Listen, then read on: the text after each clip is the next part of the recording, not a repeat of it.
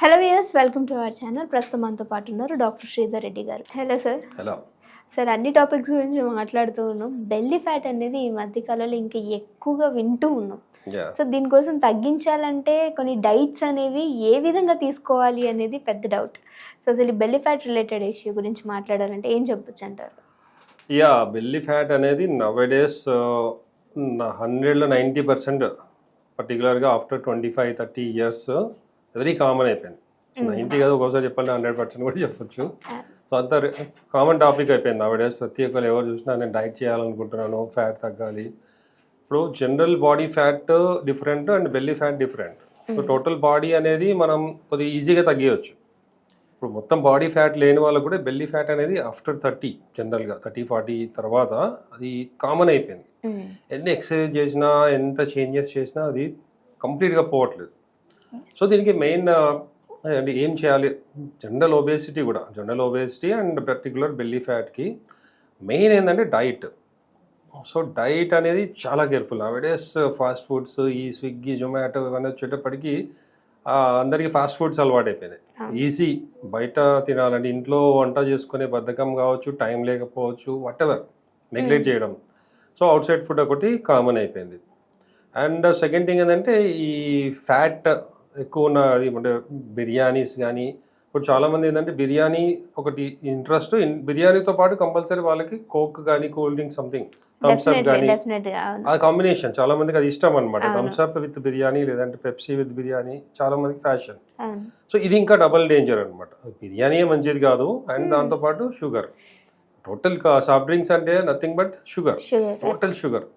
చాలా మంది ఏంటంటే ఎనర్జీ డ్రింక్స్ అని తాగుతారు. ఈ కూల్ డ్రింక్స్ కాదు, ఎనర్జీ డ్రింక్ కావాలి, రెడ్ బుల్ అని, అవి ఇవి. దాంట్లో డబల్ ఉంటుంది ఇంకా షుగర్. మామూలు కూల్ డ్రింక్స్ డైట్ కోక్స్ కూడా ఉంటాయేమో కదా సార్? డైట్ కోక్ అయినా అంటారు అట్లా, కొద్దిగా తక్కువ ఉన్నట్లు ఉంటాయి. అన్ని సాఫ్ట్ డ్రింక్స్ అనేది మంచిది కాదు. సో అవి అవాయిడ్ చేయాలి. అండ్ చాలా మంది ఏంటంటే నైట్ 10కో 11కో 12కో తినగానే పడుకుంటారు. ఇది మెయిన్ ఎఫెక్ట్ పర్టికులర్గా బెల్లీ ఫ్యాట్కి. సో మనం పడుకునే ముందు అట్లీస్ట్ పడుకోవడానికి ఫుడ్కి 3 hours గ్యాప్ ఉండాలి. సో మనం సపోజ్ 11కి పడుకుంటామంటే 8 లోపల తింటే మనకు 3 hours గ్యాప్ వస్తుంది. సో 8 లోపల తింటే ఏంటంటే మనం నార్మల్గా తినొచ్చు. అంటే మరి డైట్ చేసి కొద్దిగా తినడం అట్లాంటిది అక్కర్లేదు. సో నార్మల్గా అంటే మరి హెవీ కాదు, బట్ నార్మల్ డైట్ బిఫోర్ 8 తింటే 11కి పడుకోవచ్చు. లేదు కొంతమందికి ఇంకా ఎర్లీగా 10కో 9కో పడుకునే అలవాటు ఉంటే 7 లోపల. చాలా మటుకు ఏంటంటే అసలు మన పూర్వీకులు పెద్దవాళ్ళు చెప్పేది అంటే 6-7 కల్లా అయిపోవాలి. 7 లోపల అసలు ఇంకా తినేది అనేది ఆపేయాలి. తర్వాతే వాటర్ కానీ అవి తీసుకుంటూ ఉండాలి. And before every meal, so అది బ్రేక్ఫాస్ట్ కావచ్చు, లంచ్ కావచ్చు, డిన్నర్ కావచ్చు, దానికి బిఫోర్ ఏంటంటే ఒక గ్లాసు వాటర్ తాగాలి.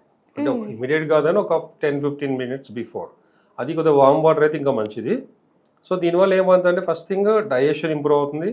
రెండోది ఒక గ్లాస్ నీళ్ళు తాగేటప్పటికి ఏంటంటే ఆ క్రేవింగ్ తగ్గుతుంది. సో ఆటోమేటిక్గా మనం కొద్దిగా హెవీగా అనిపించి ఎక్కువ తినలేరు. సో తినేదంటే మామూలుగా కొద్దిగా తినగానే వాళ్ళకు ఎనఫ్ అనిపిస్తుంది. సో అదొకటి రీజన్. అండ్ డైజెషన్ కూడా బాగా అవుతుంది. అండ్ తిన్న తర్వాత వాటర్ గ్యాప్ ఇవ్వాలి. సో ఇవి ఇంపార్టెంట్. And physical activity. చాలామంది ఏంటంటే తినగానే పడుకోవడం కూడా చేస్తారు.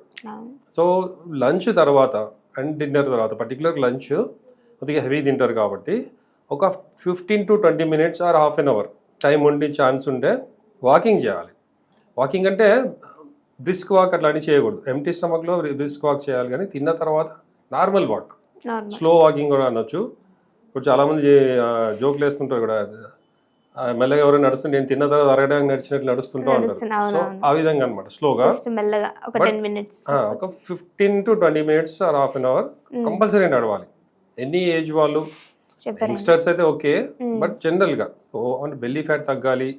దీనివల్ల బెల్లీ ఫ్యాట్ తగ్గడమే కాకుండా డయాబెటిక్ వాళ్ళకు కూడా అడ్వాంటేజ్. అది షుగర్స్ కూడా కంట్రోల్ అవుతాయి.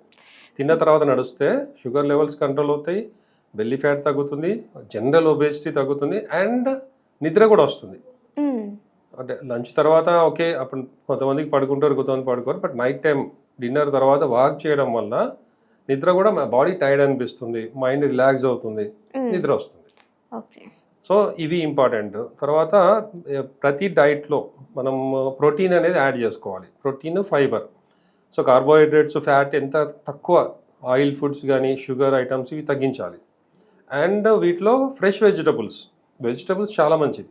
వెజిటబుల్స్, ఫ్రూట్స్ కూడా. ఇప్పుడు సపోజ్ తినాలి, ఇప్పుడు చాలామంది ఏంటంటే లంచ్ చేసి ఇమీడియట్గా ఫ్రూట్స్ తింటారు. అది యాక్చువల్గా మంచిది కాదు. ఎందుకంటే ఆల్రెడీ తిన్న తర్వాత ఫ్రూట్స్ ఎప్పుడు కూడా ఎంటీ స్టమక్లో మంచిది.